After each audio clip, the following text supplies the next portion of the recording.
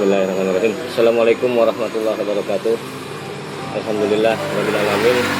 Di hari Minggu tanggal 26 Juni 2021, Sakwes Saung Kopi Goes yang terletak di Jalan Raya Cirebon Girang nomor 5 Desa Sarwadadi, Kecamatan Talun, Kabupaten Cirebon, kedatangan tamu istimewa ya, Bapak Syekh Muhammad. Beliau selaku penggiat filsafat untuk anak-anak yang di sini kita akan ngobrol-ngobrol santai membahas mengenai apa itu filsafat dan apa manfaat dan sebagainya. Untuk itu, silakan coba disampaikan. Ya, Bismillahirrahmanirrahim. Pertama, saya ucapkan terima kasih kepada Pak Dani sebagai pengelola ya. Sakowes ini, Sawung Kopi Gowes yang suasananya asri, sejuk, bisa dikunjungi oleh teman-teman. Kita dari Dongeng Filsafat, dari komunitas penggiat filsafat untuk anak-anak, memang sedang melakukan semacam roadshow lah untuk memperkenalkan filsafat untuk anak-anak. Dan memang kita sengaja cari tempat-tempat semacam kafe, semacam Sakowes ini yang memang menurut kita memenuhi syarat untuk kita mengambil gambar dan kita mengobrol santai. Jadi intinya kalau mau saya jelaskan sekedar pembukaan, apa sih itu filsafat untuk anak-anak itu? Artinya kita bukan mengajarkan buku filsafat kepada anak-anak atau pemikiran filsafat, itu tentu di luar jangkauan anak-anak. Betul. Atau kita merusak kemampuan berpikir anak-anak, atau kita buat anak-anak kritis tidak pada tempatnya misalnya, atau berpikiran ngawur atau nyeleneh. Tidak, itu sama sekali tidak. Kita memperkenalkan filsafat untuk anak-anak ini, kita hanya meningkatkan kemampuan berpikir anak-anak yang memang sejak awal Tuhan sudah memberikan kepada mereka. Tuhan itu sudah membuat anak-anak kita itu cerdas dari sejak dia lahir. Contoh sederhana misalnya, para pakar semacam para penggiat filsafat, para pakar filsafat mengatakan,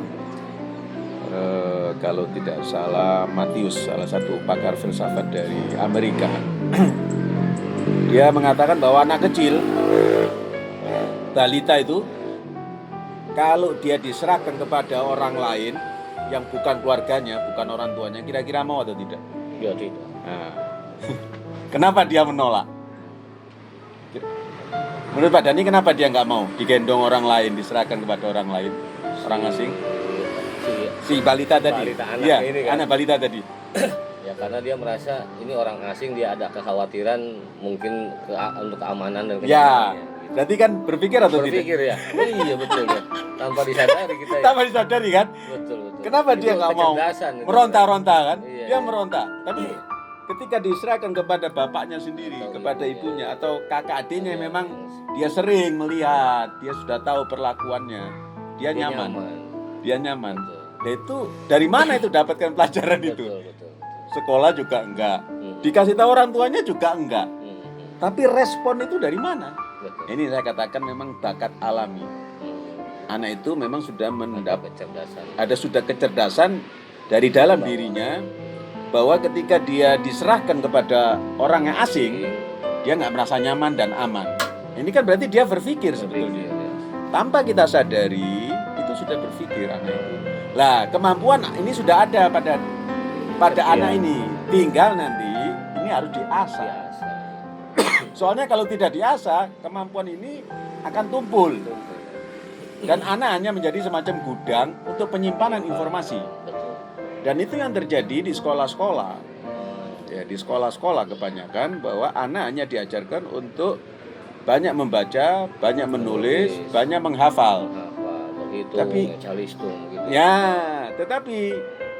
adakah sekolah yang mengajarkan kepada anak, ini yang perlu kamu baca, ini yang perlu kamu tulis, ini yang perlu kamu hafal, ini informasi penting, ini tidak penting. ini benar, ini salah, ini rasional, ini irasional. Itu memang kurang Islam. Ya. Itu yang kurang, bukan saya katakan tidak ada, itu yang kurang lagi. Saya ingin melakukan itu dan mengajak lembaga-lembaga pendidikan apapun dan dimanapun untuk ayo kita bekerja sama dalam rangka membahagiakan anak-anak. Dengan cara apa?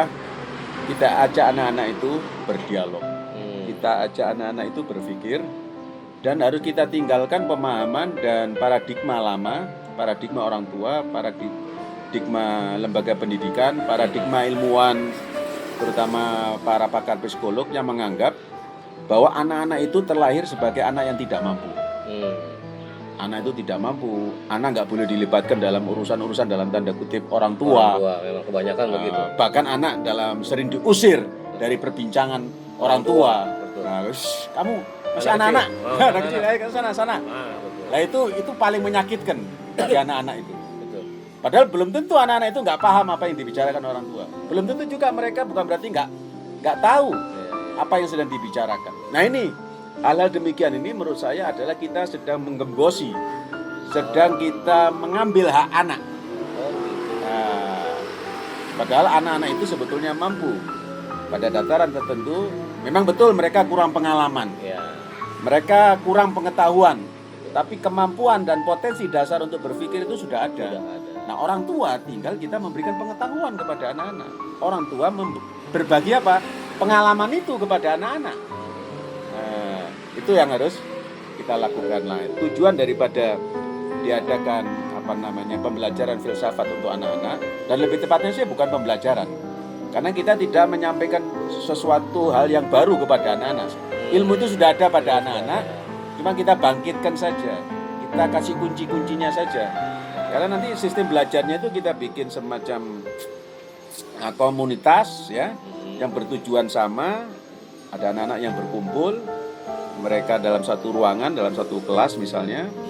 Kemudian mereka mendialogkan masalah mereka. Nah, itu modelnya. Jadi tatap muka ya? Tatap muka, bisa online kalau sekarang kan nggak mungkin karena juga, ada dengan pembatasan-pembatasan. Ada pembatasan ini, kita lewat online pun nggak masalah. Tapi judul kelasnya itu modelnya seperti itu, sistem mekanisme kelasnya. Jadi anak-anak kumpul, mereka duduk, dan yang dibicarakan hal-hal yang mereka bisa berbicara di situ, bisa berdiskusi. Belajar berdiskusi. Misalnya, semacam gitu, itu tujuan utamanya.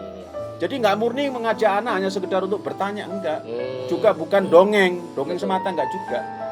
Karena ini sekali lagi bukan membacakan buku filsafat, bukan belajar tentang sejarah filsafat, apalagi pemikiran filsafat, tidak. Tapi hanya menerbitkan, membangkitkan kemampuan berpikir anak. Baik nanti kemampuan berpikirnya logis, kemampuan berpikir kreatif. Dan kemampuan berpikir simpatik. Jadi anak itu kita ajak anak-anak bukan hanya untuk memikirkan dirinya sendiri, peduli terhadap sesama.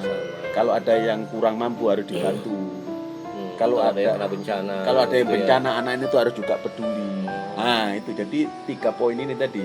Jadi kemampuan berpikir logis, kemampuan berpikir kreatif, dan kemampuan berpikir simpatik. Itu yang jadi ternyata filsafat itu luas juga ya. Ya artinya tidak terbatas. Saya kira dulu ahli-ahli filsafat, ahli filsuf disebutnya begitu ya. Ada ahli filsuf begitu. Saya kira itu seperti orang yang pandai berdrama harus ada pendidikan khusus tentang itu, atau sastra misalnya kan, sastra puisi yang bisa dipelajari jadi kayak seperti seni gitu. Ternyata nggak seperti itu ya. Filsafat itu nggak seperti sastra, ahli sastra yang bisa membacakan puisi atau pantun atau apa, bukan seperti itu pengertiannya ya. Filsafat makanya ketika disebut awal filsafat kan bayangannya kan berat. Filsafat itu kan ilmu yang berat. Kalau filsafat itu kan dari filosofi, dari bahasa Yunani ya. Filosofi. Katanya. Ya.